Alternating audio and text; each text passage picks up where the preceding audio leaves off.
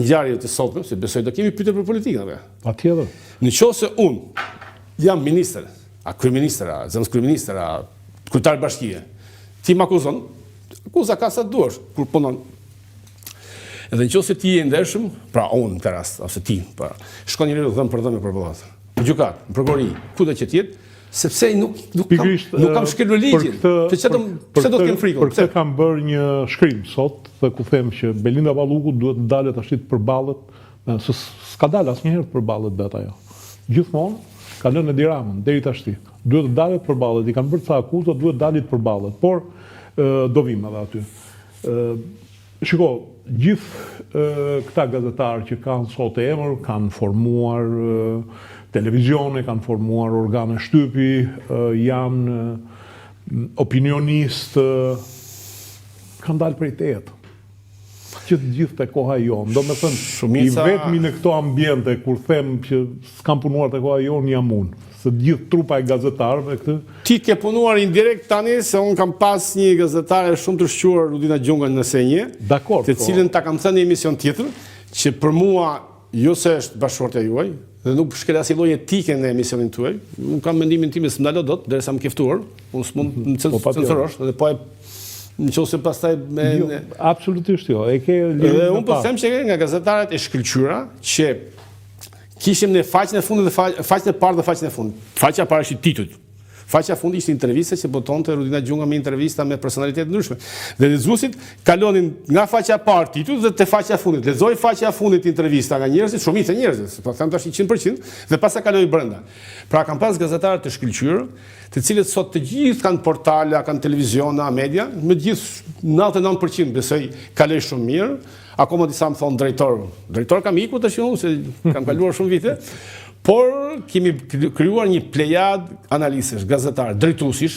Edhe e di çam bën përshtypje, sot shumë drejtues kanë shumë pak kontribut se sa ty në formimin e gazetarëve, po të gjithë thonë unë të bëra, ndërsa ti s'e kam dëgjuar pra asnjërin të thuash që unë e bëra, që në fakt i ke bërë ti, se i ke marrë pa emër dhe i ke bërë ti emër. Jo, tani nuk e le për modestia për shumë, por në fakt ishte një klimë e tillë, për shumë të themi episod. Unë isha drejtori i gazetës dhe aksioneri kryesor. Sandi ishte kryeredaktor, Shkollaku ishte zëvendëskryeredaktor, gjithë gazetarët ishin plejadë e madhe gazetarësh tani. Dhe mbaronin gazetën, shkonin të gjithë bashkë, thash, përveç se më shkonin në pikë kafe. Filloi debati, sherri, se kudo edhe në një redaksi, një staf ka luftë bryllash se kush boton shkrimin në faqe të parë, kush e ka në faqe 2, se është ego e profesionale çdo njeriu. Por kemi kaluar në mënyrë të shkëlqyer, nuk ka pasur sherrë shumë, fare. Ka pas tek tuk, se unë tash s'lejo të them. Kush punon... Por, ama, të gjithë kanë mësuar nga koha jonë dhe janë bërë gazetarë të njohur nga koha jonë. Unë nuk kam nxjerr, vetëm Ylli Rakipi dhe Mero Bazë, nga këto gazetarët e mëdhej që janë sot në treg, të gjithë të tjerët, edhe ju që jeni këtu përballë, po thash ti indirekt e ke marrë ADN nga koha jonë, se ke marrë nga koha jonë. Megjithatë, problemi jotë është që të gjithë i ke mësuar se si të bëhen pasur dhe janë bërë të pasur, vetëm për vetëm nuk u bëre i pasur. Se ke mbajtur legun. Tani, kështu thonë të gjithë, domethënë ka qenë shumë kavaljer thonë në menaxhimin e... Të thash tani që pa përsëritur një herë që vinte tufa lekëve të shitjes dhe geni bujarisë malsorit e bërit vetëm të lindë pa lekë. Në fakt unë ndjesha si ata, kisha natyrisht, nuk kisha pa rrogë të mire, kisha makinë, por dija se si fillo puna një gazetari. Se unë kam filluar gazetar, për shumë, një herë kemi qenë në dhomë me Rudolf Markun e famshëm, poeti i madh, në qytet studenti, që ishte në specializim për skenarist në Kino Studio, dhe unë isha gazetar vitë fundit. Dhe shkruajon, dhe merrim honorarët, dhe nuk ta dilte, dhe ndanim një vezë për gjysmë. Do thush pak që është ishi Barcaleta e Partizane që ndashin një arë për gjysmë.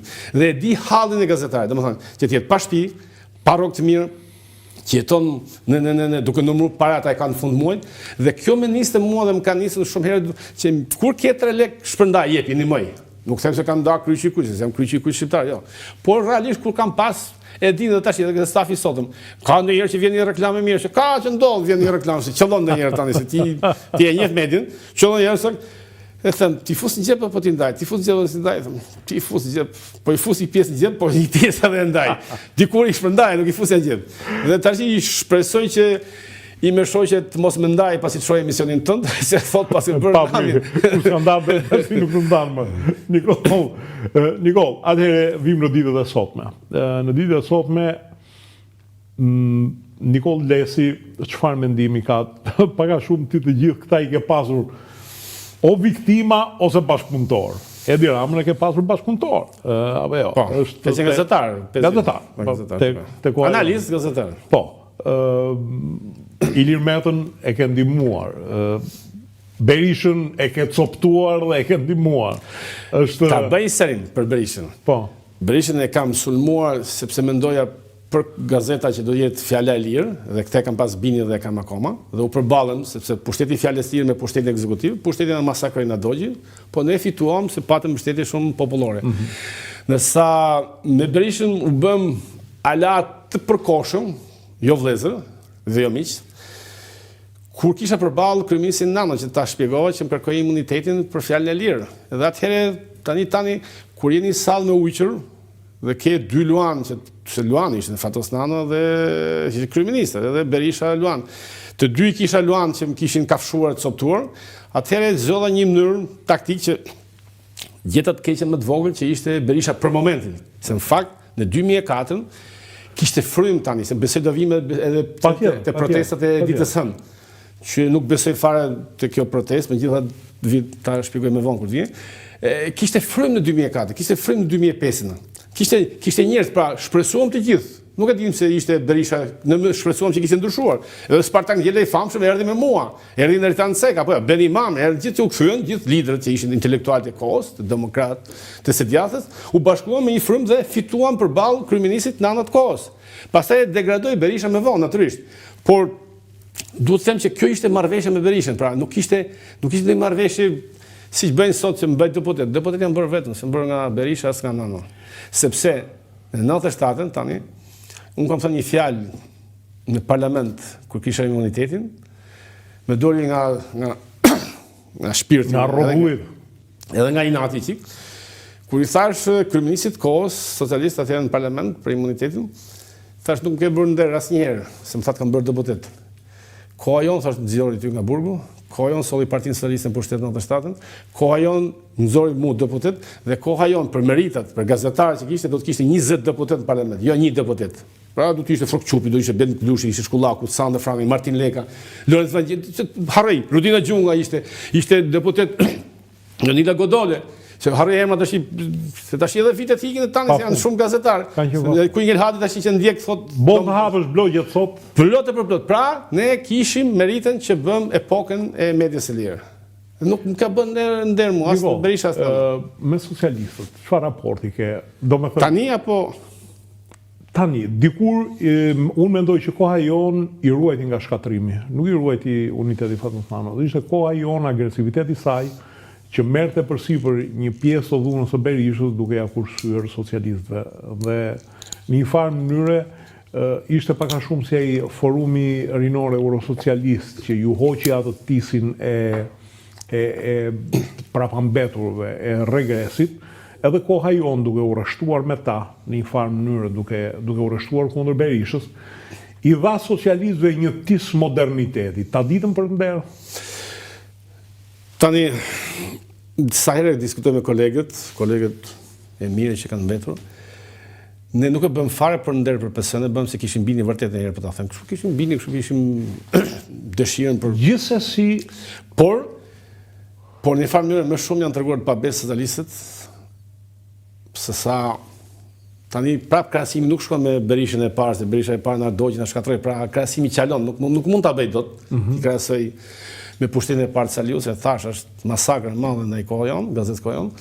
Por në shumicë dërmuese, mos besues ose mos merios me sakt, bile edhe duke fut shigjeta helmi ndaj gazetës kohë jon. Për Berishën, çfarë mendimi ke? Tani unë kam thënë një emision diku tjetër, Berisha për mua mbetet burr shteti, mbetet.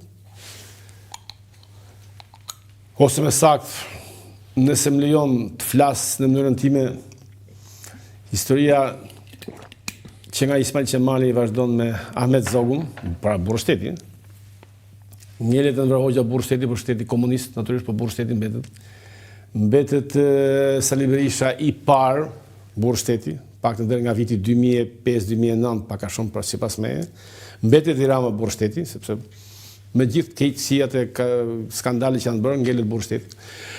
Por me pak fjalë them se Berisha për mua ka mbaruar epokën tani, ka mbaruar epokën edhe do të kishte ikur. Tani vetëm sa degradon atë emër që ka pas, dikush thot mirë, dikush keq. Unë ja kam lënë ide se për të bërë një analizë të ftoftë për Berishën bëhet pas 50 vjetësh, nuk bëhet në këtë moment. Natyrisht mund të ketë shumë analistë profesionistë, më shumë se unë se ti që thonë fjalë standarde. Është shumë afër për të bërë analiza, pa diskutim. Ne s'po bëjmë dot analizën e Enver Hoxhës. Por Berisha edhe një herë thash bëri epokën e tij, bëri një gjë të veçantë që për mua mbetet rruga e Kombit dhe unë këtë e vlerësoj sepse rruga e Kombit ishte vetëm një ide që mund ta bëte Saliu, sepse Kosova akoma me Shqipërinë do ishin dy entitete të ndara territoriale, ishte një aventurë e madhe. Natyrisht ka akuza për korrupsion sa duash, po puna është ka akuza për korrupsion, po të paktën bëjnë punë. Kjo rruga e Kombit për mua ngelet. Pastaj ajo NATO-s ishte gjë strategjike, nuk ishte merit e Berishës, apo. E Rama ngelet në histori sipas me përveç këtyre gjërave që do flasim. Vetëm nëse pranon Shqipërinë në Bashkimin Evropian. Nëse ai 2027-2030 Shqipëria futet në BE, ai e mbyll me nder dhe për mua duhet iki pastaj. Sa ta fusi Shqipërinë në Bashkimin Evropian. Kthehemi te pyetjet se besoj do kesh nga pyetjet e ditës. Për Ilir Metën. Ilir Meta ishte kryeministër i mirë fillimisht. Ishte burr i mençur ca kohë. Kur bë president, unë i kam thënë tekstualisht, ka pasur ca dëshmitarë që mund të flasin. Kur bëri mitingun e 2 marsit, mos gabon, ka qenë 2000 ka qenë ku bë mitingu i madh që kishte populli i Marsit që kishte që thotë nga presidenca deri te Ministria e Brendshme. O 2021-shin o 2020 ka qenë. Po 2 marsi më që ngelet dhe i kam thënë tekstualisht. Jep dorëheqjen, shkon në popull dhe merr lidershipin e opozitës. Po ishte Berisha akoma gati me ktheta. Nuk pranoi. Qatë herë pastaj për mua filloi rënien, filloi dyshezën, edhe nga këshilltarët e këqij, edhe nga njerëz interesagjë, edhe nga njerëz ai tash flet me ca gjëra që nuk e di, nuk më takon mua të flas shumë, po me paranoje që jo ky e jo ai. Por për një periudhë kohe ai ishte drejtues shteti shumë i mirë, shumë i saktë, autoritar, kishte prestigj, kishte autoritet. Nuk di për akuzat e saj për jo korrupsion kanë për gjithë, për Ramën, për Berishën, për Nanën që kanë ndruar jetë, për Metën, për Majkon, gjithë ka pasur akuza. Por mendoj që ai do ta mbyllte me 2 mars. Ne po ta kishte mbyll me mitingun e 2 marsit, ai sot ishte në lojë, nuk ishte as në burg, mund të ishte lider i opozicës. Megjithëse Saliu prap ja kam thënë që armiku më të madh ke Berisha jo Ramën. Nuk pranonte. Pse? Po Berisha ishte se i do i merrte pozitën e leadershipit të opozitës. Se betejë ishte për të marrë leadershipin e opozitës, apo? A krijoi Partinë Lëvizje Socialiste. Pastaj ndroi emrin që filloi këto gjëra që ndroi. Me pak fjalë them që gaboj. Humbi rastin të mbesën në histori, mendon ti? Urdhë?